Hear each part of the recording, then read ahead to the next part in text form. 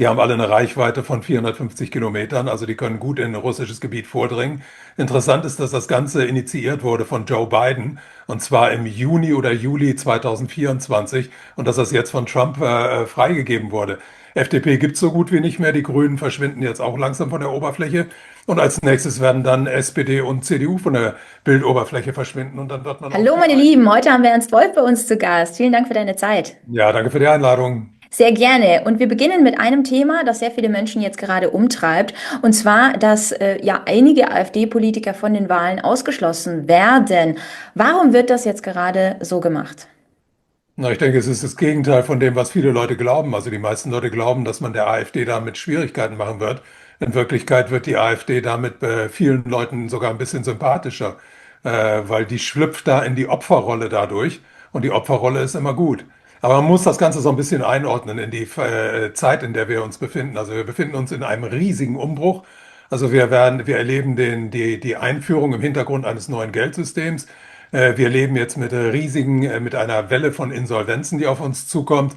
Wir leben mit einer riesigen Welle von Arbeitslosigkeit aufgrund der KI. Also riesige Umbrüche. Und da müssen sich die politischen Kräfte auch darauf vorbereiten. Und ich denke, die tun das in mehreren Schritten. Also der erste Schritt war für mich, also dass man die Grünen plötzlich so gehypt hat. Die Grünen sind da mit der Klimaagenda gekommen, dann mit der Corona-Agenda. Die waren ja die härtesten Verfechter der Lockdowns in der Corona-Zeit. Jetzt im Moment haben wir die Ampelkoalition, die so mehr oder weniger den Kampf gegen Russland auf ihre Fahnen geschrieben hat. Und wenn die dann abgewirtschaftet, also bei der Ampelkoalition haben die Grünen und die FDP ja völlig abgewirtschaftet. FDP gibt es so gut wie nicht mehr, die Grünen verschwinden jetzt auch langsam von der Oberfläche. Und als nächstes werden dann SPD und CDU von der Bildoberfläche verschwinden, und dann wird man auf die AfD setzen. Also ich bin sehr sicher, dass die AfD dann irgendwann auf die jetzige Koalition folgen wird. Also es ist ein ähnlicher Weg wie in den USA mit Trump oder in Argentinien mit Milei.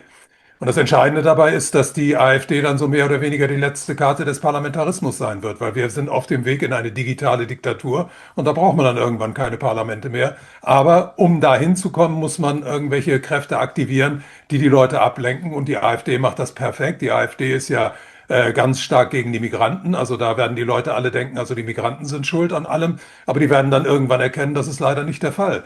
Da haben wir uns leider geirrt, und deswegen wird nach der AfD dann wahrscheinlich dann die absolute digitale Diktatur folgen.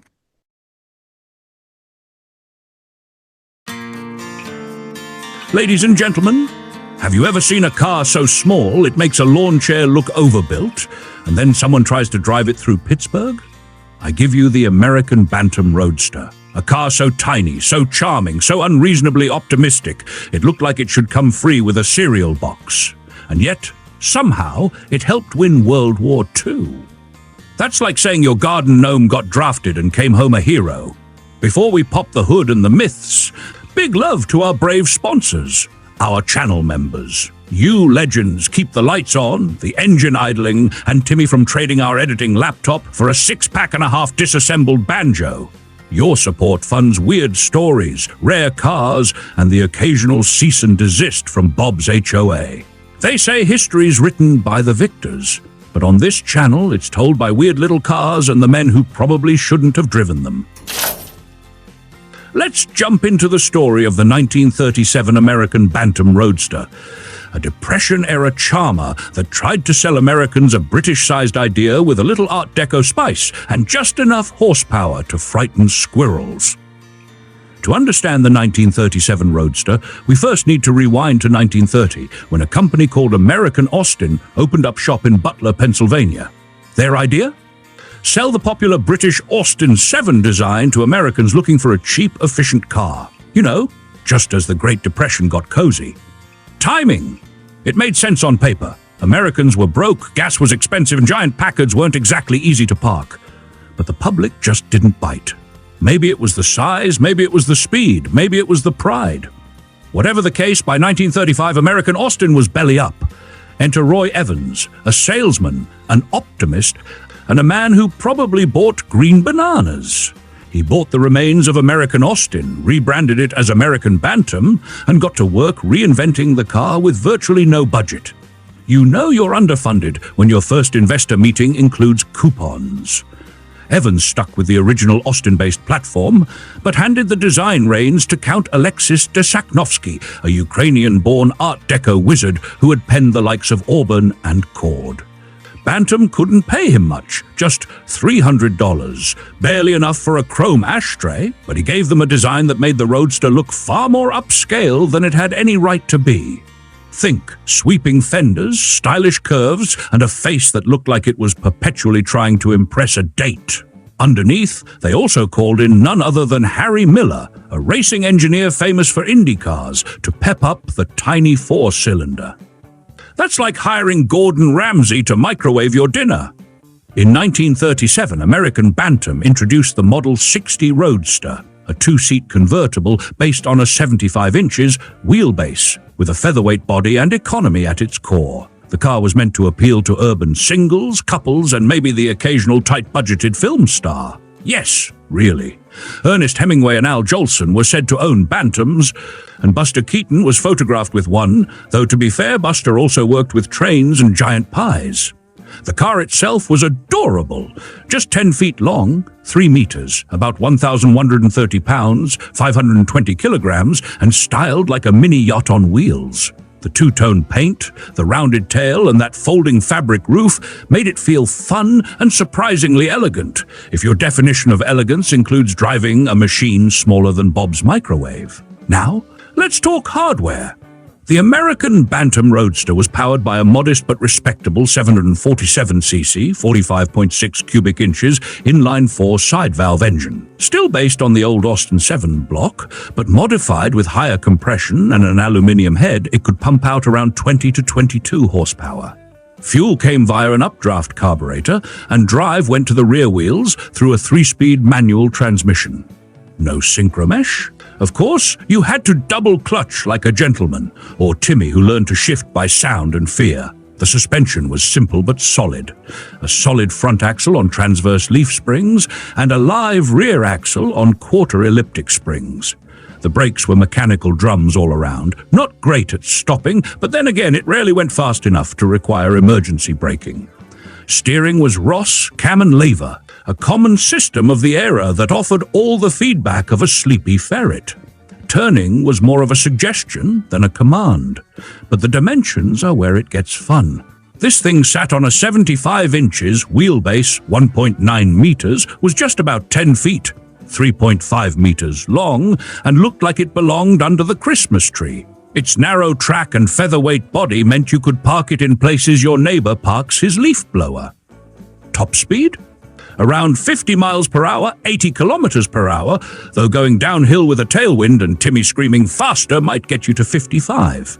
Fuel economy was amazing, about 40 miles per gallon, or 6 liters per 100 kilometers.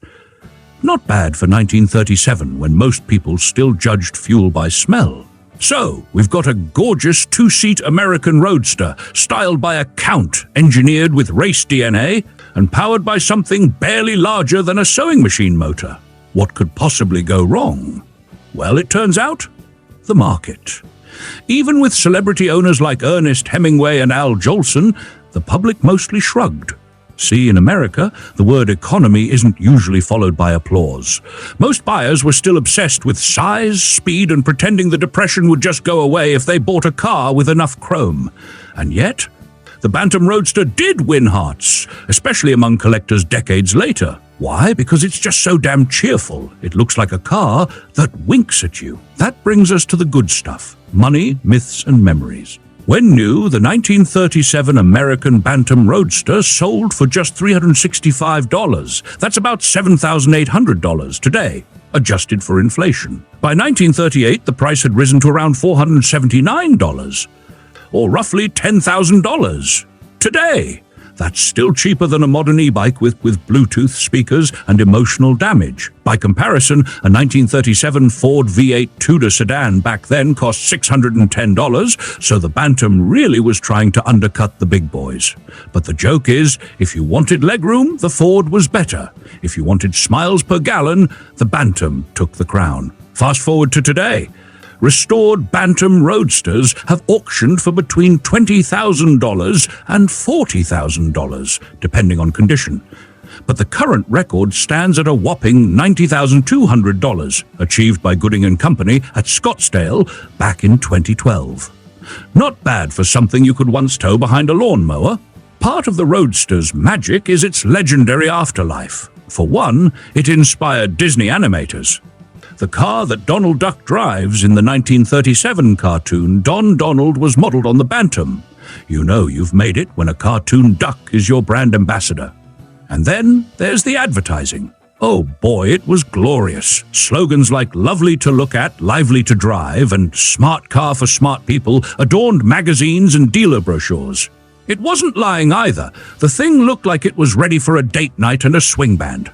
Now, here's the twist in the Bantam tale. By 1940, things weren't looking good. Sales were weak and production was under 7,000 units total. But then, the military called. The United States Army wanted a lightweight 4x4 reconnaissance vehicle. Bantam engineers, already good at making small cars with attitude, submitted a prototype. The Army loved it, but in classic bureaucratic fashion, they gave the mass production contract to Willys and Ford, and Bantam got sidelined. Still, Bantam's original blueprint was the foundation of the modern Jeep. So yes, the world's toughest off-roader began life as a dainty little convertible with a folding windshield and optional wind wings. If this tiny legend made you smile, hit that subscribe button like it's the clutch pedal on a downhill slope. Support the channel, support the stories, and please, keep Timmy out of the carburetor. See you next time, where the cars get weirder. The neighbors get louder and Bob builds another lead-lined helmet.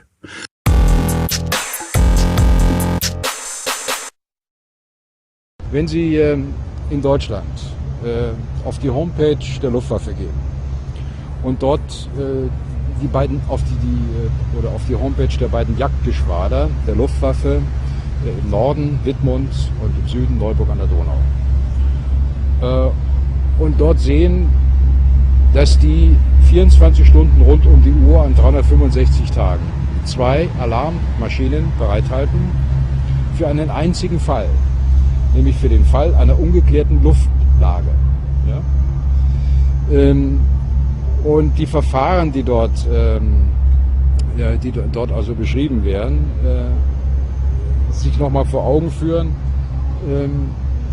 Das kann man also auch bei der Deutschen Flugsicherung kann man das also erfahren, ja, wie das abläuft.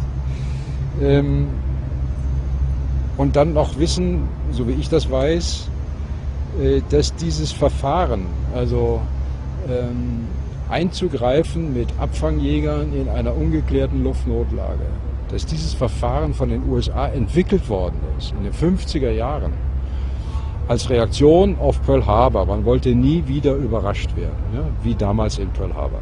Der Verantwortliche, der Letztverantwortliche für dieses sogenannte Air Policing nennt man das, ja, und für die Alarmierung von Abfangjägern, da gibt es so einen NATO-Begriff, ja, das ist ein sogenannter Alpha Scramble, ja, wo die Maschinen also hochgehen, hat das North American Air Defense Command NORAD. Ja, das ist die größte Luftverteidigungszentrale der Welt, die guckt nach außen und nach innen.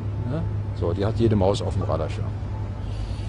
In Deutschland lief das also folgendermaßen ab. Und das passiert ja auch ständig. Ja. Passiert ja ständig. Ja. Nehmen wir mal an Frankfurt, Luftverkehrskreuz Frankfurt. Dort sitzen militärische und zivile Fluglotsen zusammen in einer Schicht. Ja? Jetzt passiert etwas, was die Fluglotsen mit dem Fachausdruck LOSCOM nennen, Lost of Communication. Das heißt, sie verlieren den Kontakt zu einem Airliner aus irgendwelchen Gründen. Ja, es können 1000 Dinge passieren, technische Art oder der hat einen Herzinfarkt oder irgendetwas. Ja. Oder er hält sich nicht an die Anweisung, ne? Also eine bestimmte Luftstraße zu benutzen oder sonst irgendwas zu machen. So. Dann versuchen die erstmal in der Schicht 5 Minuten lang mit dem Mann wieder Kontakt aufzunehmen. Das ist das erste Kriterium. Das zweite Kriterium ist, wenn er sich zusätzlich auch noch seltsam verhält, also einen seltsamen Kurs fliegt oder sonst irgendwas. Ja. Dann gibt es einen Anruf von Frankfurt zu dem sogenannten Combined Air Operation Center in Kalkar oder Meßstetten. Meßstetten ist auf der Schwäbischen Alb, Kalkar an Niederrhein, je nachdem, ob es Nord- oder Süddeutschland ist. Und dort, in diesem KEOK, sitzt eine Zelle, nennen wir das so in der Fachsprache, die ist besetzt mit einem Stabsoffizier der Luftwaffe, mit einem Verbindungsmann der Außenstelle des BMI, also des Innenministeriums, ja, weil polizeiliche Aufgaben da unter Umständen mit reinspielen, und einem Vertreter der deutschen Flugsicherung.